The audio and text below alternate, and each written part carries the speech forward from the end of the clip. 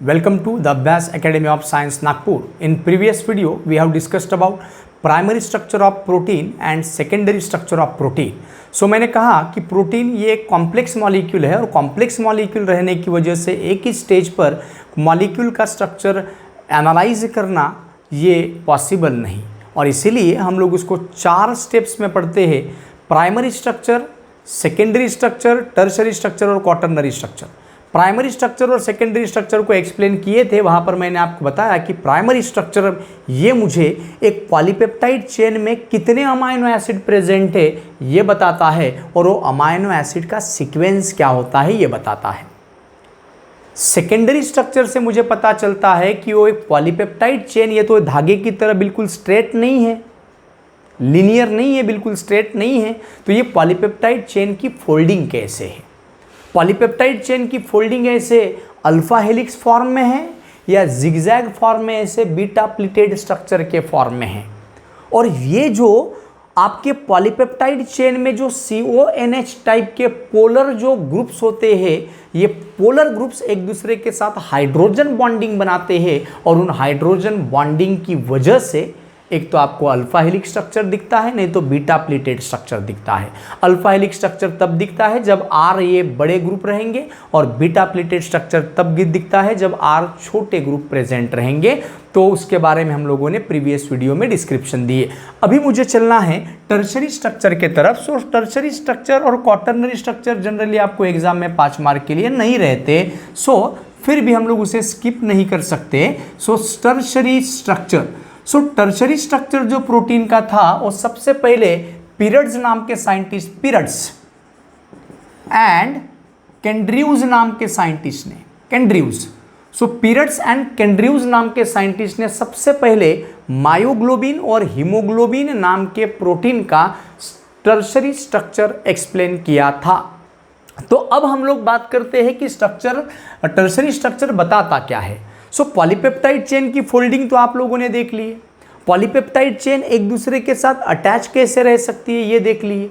अब हम लोग बात करते हैं कि ये जो सेकेंडरी स्ट्रक्चर था प्रोटीन का, ये सेकेंडरी स्ट्रक्चर का फिर से फोल्डिंग यदि हुआ तो, इस सेकेंडरी स्ट्रक्चर का फिर से फोल्डिंग यदि होता है, इस सेकेंडरी स्ट्रक्चर में फिर से अगर बेंडिंग आ जाती है, तो अब आप लोगों को एक कॉम्प्लेक्स या जटिल स्ट्रक्चर मिलेगा प्रोटीन का।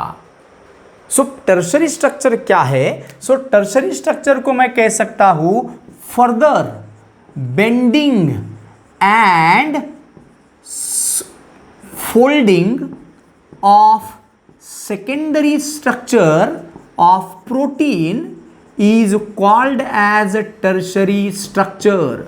सो टर्शरी स्ट्रक्चर मुझे बताता है कि सेकेंडरी जो स्ट्रक्चर था, ये सेकेंडरी स्ट्रक्चर यदि और फोल्ड हुआ और अगर बेंट हुआ, तो अब आपके पास में जो कुछ भी 3 डायमेंशनल स्ट्रक्चर रहेगा, 3D स्ट्रक्चर रहेगा, तो refer to the manner in which entire protein molecule is folded in 3 dimension. So refer to the manner in which entire protein molecule, जितने भी पॉलीपेप्टाइड चेन्स होगी तो entire protein molecule folding in 3 dimension. मतलब जैसे कि आप लोग अगर बात करते हो कि मैंने आपको एक धागे का टुकड़ा दिया, फिर मैंने दूसरा धागे का टुकड़ा दिया, तीसरा धागे का टुकड़ा दिया। अब ये धागे का टुकड़ा जो मैंने दिया उसको आप लोग कहोगे एक पीस को कि ये पॉलीपेप्टाइड चेन है सर। लेकिन यदि हमारा अभी धागे का टुकड़ा कुछ तो भी इस तरीके का स्ट्रक्चर रहेगा, इस तरीके का स्ट्रक्चर रहेगा, सेकेंडरी स्ट्रक्चर, ठीक है। अब सर एक धागे का टुकड़ा, दूसरा धागे का टुकड़ा, तीसरी पॉलीपेप्टाइड चेन, अगर ये एक दूसरे में ऐसे मिक्स हो जाते हैं तो मान के चलो मैंने तीनों धागे के टुकड़े लिए, हाथ के ऊपर रखा, और हाथ के ऊपर रखने के बाद उसको ऐसे मसल देता हूं मैं, और मसलने के बाद अब आप लोगों को उन पूरे पॉलीपेप्टाइड चेन का 3 डायमेंशनल स्ट्रक्चर दिखेगा। तो वो जो 3 डायमेंशनल स्ट्रक्चर है जरा जटिल रहेगा सर, उलझा हुआ रहेगा सर। वहाँ से एक एक पॉलीपेप्टाइड चेन को, एक एक धागे के टुकड़े को खींच के निकालना जरा डिफिकल्ट काम हो जाएगा सर। सो टर्शरी स्ट्रक्चर मुझे बताता है कि एंटायर प्रोटीन मॉलिक्यूल का फोल्डिंग किस तरीके से है 3 डायमेंशन में। और ये जो एंटायर मॉलिक्यूल का, एंटायर प्रोटीन मॉलिक्यूल का जो फोल्डिंग है 3 डायमेंशनल में, उसी के बेसिस पर हम प्रोटीन को 2 तरीके से डिवाइड करते हैं। एक को कहा जाता है फाइबरस प्रोटीन और दूसरे को कहा जाता है ग्लोबुलर प्रोटीन्स। सो फाइबरस प्रोटीन्स और ग्लोबुलर प्रोटीन्स। तो फाइबरस प्रोटीन्स में थ्रेड लाइक स्ट्रक्चर है, और थ्रेड लाइक स्ट्रक्चर ये रहा सर, एक थ्रेड लाइक स्ट्रक्चर ये रहा सपोज टू बी। वैसे ही दूसरा थ्रेड लाइक स्ट्रक्चर ये ऐसे आया। सर ये इस तरीके का फाइबरस प्रोटीन है। लेकिन ग्लोबुलर प्रोटीन की अगर बात करता हूं तो ये एक फाइबर है और ये एक पॉलीपेप्टाइड चेन है, और ये पॉलीपेप्टाइड चेन खुद के ही साथ में ऐसे कॉइल हो रही है ढेर सारी बार कॉइल हो रही है, और कॉइल होने के बाद ऐसे एकदम जटिल स्ट्रक्चर आप लोगों को मिल रहा है, जिसको आप लोग कहते हो कि सर ये प्रोटीन का शेप फुटबॉल की तरह है, स्पेरिकल बॉल की तरह है, ग्लोब्यूल की तरह है। तो आप लोग उसको क्या कहते हो? ग्लोबुलर प्रोटीन्स कहते हो। तो सेकेंडरी स्ट्रक्चर के कॉम्बिनेशन से, ऐसे ढेर सारे सेकेंडरी स्ट्रक्चर कंबाइन करके आप लोगों को मिलता है 3 डायमेंशनल प्रोटीन का ओवरऑल स्ट्रक्चर। सो ये रहा फाइब्रस प्रोटीन और ये रहा globular protein.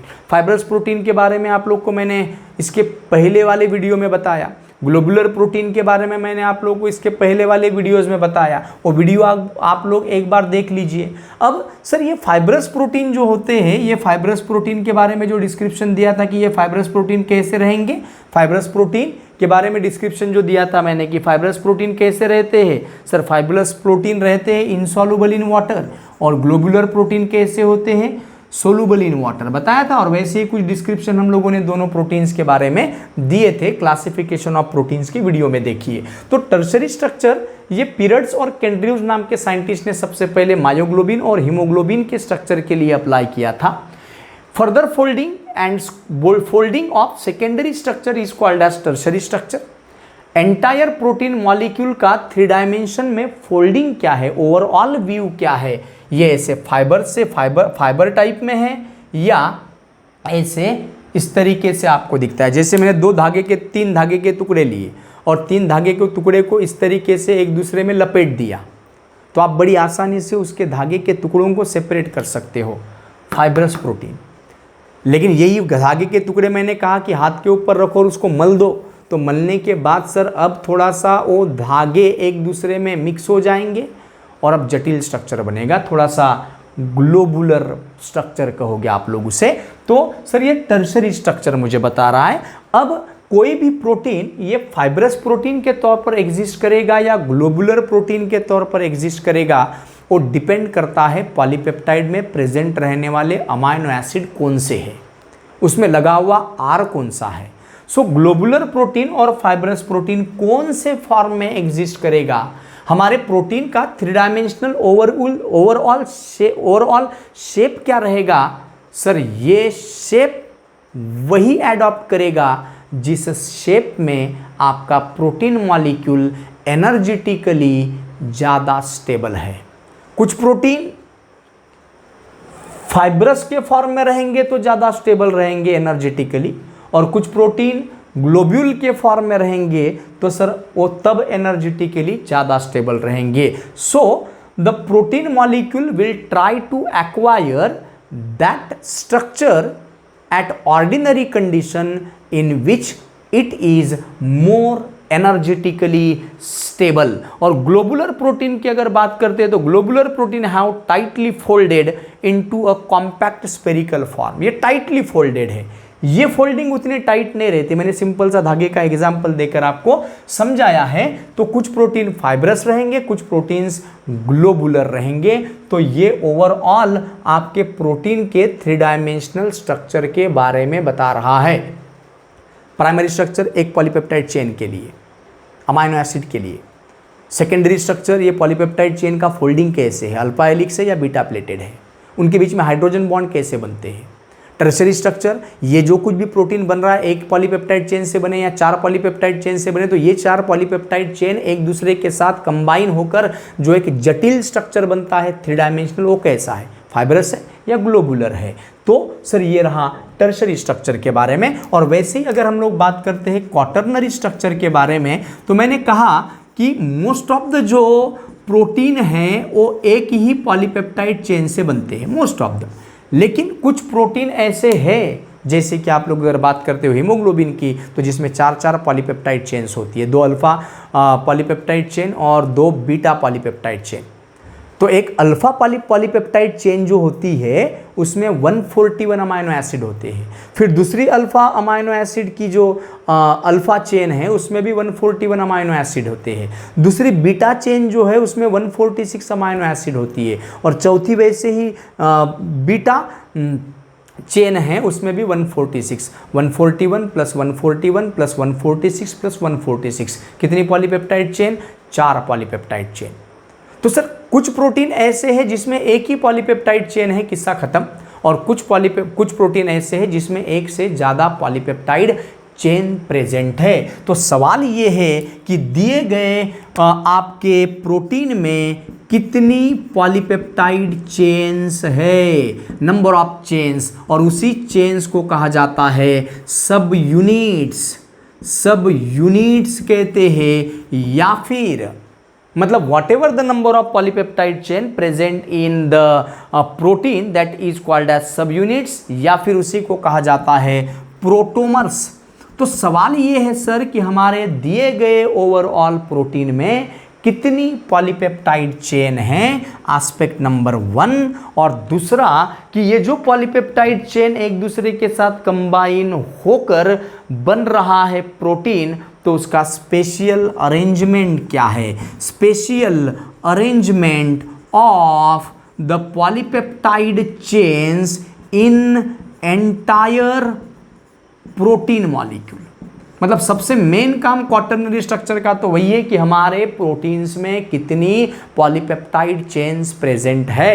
So that is nothing but that determination is nothing but the quaternary structure of protein. So remember that many proteins made up of a single polypeptide chain, but there are some protein which may contain more than one polypeptide chain, and that each polypeptide chain present in the protein is called as subunit या फिर प्रोटोमर्स भी कहते हैं। सो सवाल ये है कि दिए गए प्रोटीन्स में कितने ऐसे सब यूनिट्स प्रेजेंट है। जैसे हीमोग्लोबिन में मैंने कहा कि 4 पॉलीपेप्टाइड चेन है, मतलब 4 सब यूनिट्स है। और दूसरा कि उन पॉलीपेप्टाइड चेन का spatial arrangement in entire protein, पूरा प्रोटीन बनने के बाद वो पॉलीपेप्टाइड चेन का स्पेशियल अरेंजमेंट क्या है, तो ये बताता है मुझे। और ये जो पॉलीपेप्टाइड चेन एक दूसरे के साथ में अटैच्ड है, ये एक दूसरे के साथ में लिंक है, जो जटिल स्ट्रक्चर बना हुआ है, तो ये पॉलीपेप्टाइड चेन एक दूसरे के साथ नॉन कोवेलेंट फोर्सेस की मदद से बंधी होती है।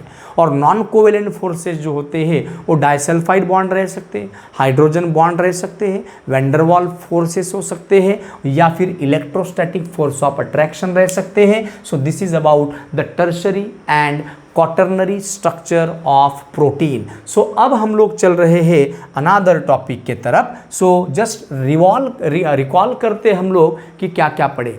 सर प्रोटीन बना होता है पॉलीपेप्टाइड चेन से, और पॉलीपेप्टाइड चेन बनी होती है अमाइनो एसिड से।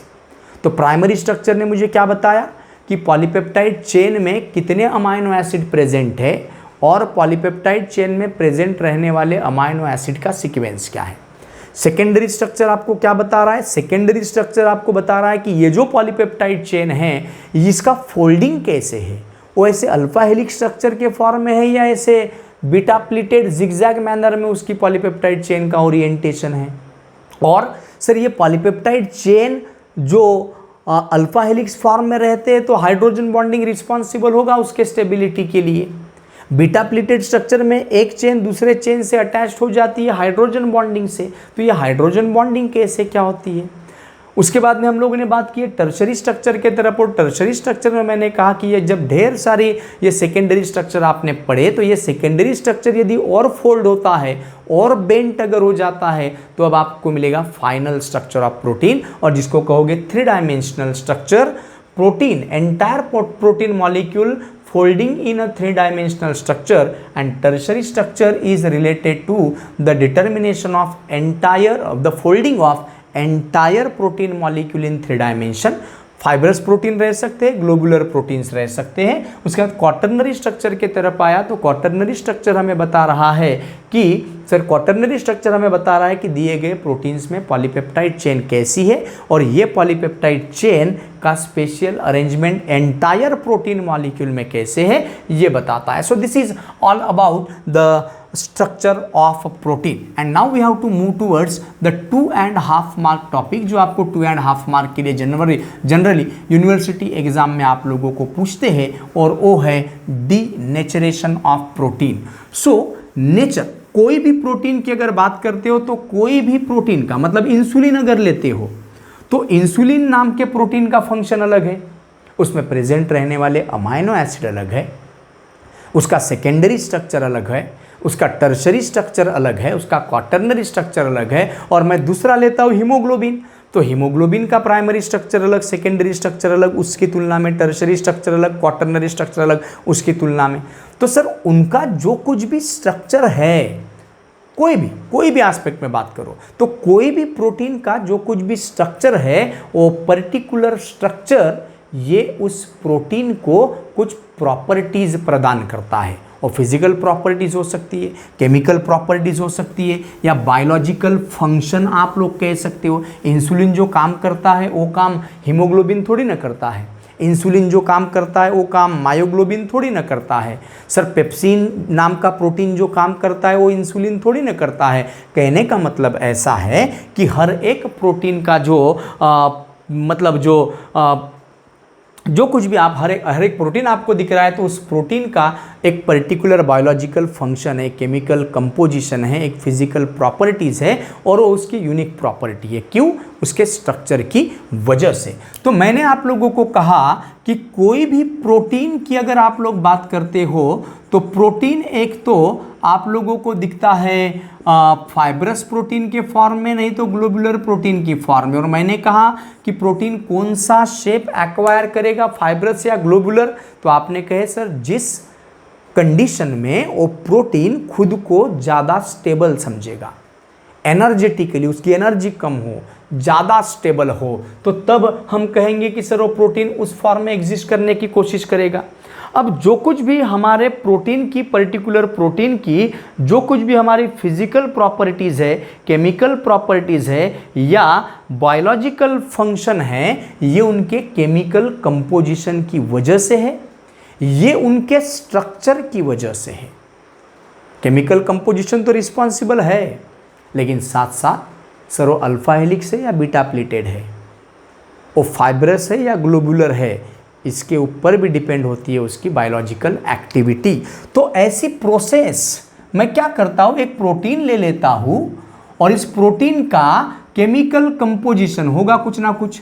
सो some chemical composition will be there, म्हणजे याच्यामध्ये काही अमायनो ॲसिड प्रेझेंट असतील, त्यांचा काही पर्टिक्युलर सिक्वेन्स असेल आणि त्या पर्टिक्युलर केमिकल कंपोजिशनमुळे त्या प्रोटीनला काहीतरी बायोलॉजिकल फंक्शंस मिळतील, त्यांच्या कॅरेक्टरिस्टिक प्रॉपर्टीज रहतील। लेकिन ऐसी कुछ प्रोसेस मैं परफॉर्म करता हूँ, एक तो हीट करता हूँ मैं उसमें, नहीं तो फिर मैं उसमें कोई एंजाइम डाल देता हूँ, नहीं तो मैं कोई केमिकल रिएजेंट यदि डाल देता हूँ, और ऐसा करने के बाद अब मुझे प्रोटीन मिल रहा है दूसरे प्रकार का, प्रोटीन 2। लेकिन केमिकल कंपोजिशन सेम है, केमिकल कंपोजिशन सेम राहील, पण या प्रोटीनच्या ज्या बायोलॉजिकल ॲक्टिव्हिटीज होत्या, या प्रोटीन की जो कुछ भी बायोलॉजिकल फंक्शंस थे, इस प्रोटीन की जो कुछ भी फिजिकल प्रॉपर्टीज थी, केमिकल प्रॉपर्टीज थी, फिजिकल प्रॉपर्टीज और बायोलॉजिकल एक्टिविटी, यहाँ पर आप लोगों को उस प्रोटीन का बायोलॉजिकल एंड फिजिकल प्रॉपर्टीज में क्या दिखता है, डिफरेंसेस दिखता है। तो मैंने कुछ प्रोसेस परफॉर्म किया और उस प्रोसेस से मैंने पर्टिकुलर प्रोटीन के बायोलॉजिकल फंक्शन को, फिजिकल प्रॉपर्टीज को चेंज किया, but without changing their composition. या प्रोटीनमध्ये जे अमायनो ॲसिड होते तेच अमायनो ॲसिड याही प्रोटीनमध्ये आहेत। या प्रोटीनमध्ये अमायनो ॲसिडचा सिक्वेन्स जो होतो याही प्रोटीनमध्ये तोच अमायनो ॲसिडचा सिक्वेन्स आहे, पण सर मी त्याच्या प्रॉपर्टीज बदलवल्या, काही हीट देऊन किंवा काही एन्झाईम करून किंवा काही रिएजंट किंवा प्रेशर वापरून किंवा टेम्परेचर देऊन, तो ये सब करके मैंने उस प्रोटीन के बायोलॉजिकल एक्टिविटी को या फिजिकल प्रॉपर्टीज को चेंज किया without changing the chemical composition and that process is called as. Sir आता त्या प्रोटीनचा नेचर बदलला, बायोलॉजिकल एक्टिविटी बदल गई, नेचर उसका बदल गया, so nature is changed, nature is changed, और नेचर चेंज्ड हुआ है इसलिए हम लोग कह रहे हैं कि सर आपने प्रोटीन का नेचर चेंज किया है, डीनेचरेशन किया है। सो यदि कोई प्रोटीन की बायोलॉजिकल एक्टिविटी को या फिजिकल प्रॉपर्टीज को यदि आप चेंज कर सकते हो, हीट देकर, एंजाइम देकर, प्रेशर चेंज करके या कोई रिएजेंट ऐड करके उसकी बायोलॉजिकल एक्टिविटी को, उसके फिजिकल प्रॉपर्टीज़ को चेंज कर रहे हो, but you don't have the authority to change the number of amino acid, you don't have the authority to change the sequence of amino acid. So this process is called as denaturation of protein. So जैसे कि आप लोग अगर बात करते हो तो white egg, अंडा अगर लेते हो, एग अगर लेते हो तो उसमें वाइट पार्ट होता है अंदर, हाँ छिलके के अंदर की बात कर रहा हूं, तो वाइट पार्ट जो होता है उसको आप लोग कहोगे वाइट अल्बुमिन, और वो जो वाइट अल्बुमिन होता है वो वाटर सोलुबल होता है दोस्तों। कच्चा अंडा वाटर सोलुबल, वाटर सोलुबल है मतलब वो ग्लोबुलर टाइप का प्रोटीन है, और जैसे ही आप उस अंडे को उबालते हो, बॉईल करते हो, तो ये वाइट अल्बुमिन अभी थोड़ा सा हार्ड हो जाता है, ठोस हो जाता है, और अब वो बन जाता है वाटर इनसॉल्युबल अल्बुमिन। अल्बुमिनच आहे, अल्बुमिनच आहे, प्रोटीनचं नाव नाही बदलणार, प्रोटीनचं नाव नाही बदलणार, केमिकल कंपोजिशन नाही बदलणार, फक्त बदलत आहे त्यांच्या बायोलॉजिकल ॲक्टिव्हिटीज किंवा फिजिकल प्रॉपर्टीज। मगाशी तो वॉटर सोल्युबल होतं, तर आता वॉटर इनसॉल्युबल दिसतो आहे। वॉटर इनसॉल्युबल आहे म्हणजे तो काय झाला आहे, आता फायब्रस झाला आहे, फायब्रस प्रोटीन आहे। सो ये जो एग्जाम्पल है, ये एक एग्जाम्पल डीनेचरेशन ऑफ प्रोटीन के लिए आप लोग एग्जाम में लिख सकते हो। सो डीनेचरेशन ऑफ प्रोटीन में आपको क्या लिखना है कि हम कहेंगे the protein molecule will adopt those structure which is energetically more stable. ठीक है, उसके बाद में हम लोग कहेंगे the process in which the biological activity or physical properties of protein are changed without changing the chemical composition of protein, that is called as denaturation। और बाद में कहें example, water soluble globular protein white albumin when boiled, so it becomes water insoluble albumin and that is nothing but the fibrous protein का example है। उसके बाद में अगर हम लोग बात करते हैं तो सर ये जो डीनेचरेशन कर रहे हैं that is by the physical और केमिकल मेथड्स। क्यों? क्योंकि सर ये प्रोटीन होते हैं हाईली सेंसिटिव होते हैं टूवर्ड्स टेम्परेचर, टूवर्ड्स प्रेशर या towards any chemical reagent, these are highly sensitive, और ये हाईली सेंसिटिव रहने की वजह से बड़ी आसानी से टेम्परेचर से इनकी प्रॉपर्टीज़ में बदलाव आ सकता है, प्रेशर चेंज करके इनकी प्रॉपर्टीज़ में बदलाव आ सकता है, कोई रिएजेंट ऐड करके इनकी प्रॉपर्टीज़ में बदलाव आ सकता है। तो ये हाईली सेंसिटिव रहने की वजह से सर बड़ी आसानी से डीनेचरेशन किया जा सकता है, can be done by physical और केमिकल मेथड्स। फिजिकल मेथड म्हणजे टेम्परेचर चेंज करणे, प्रेशर चेंज करणे, आणि केमिकल मेथड म्हणजे काहीतरी केमिकल रिएजंट ॲड करणे, since proteins are highly sensitive towards this.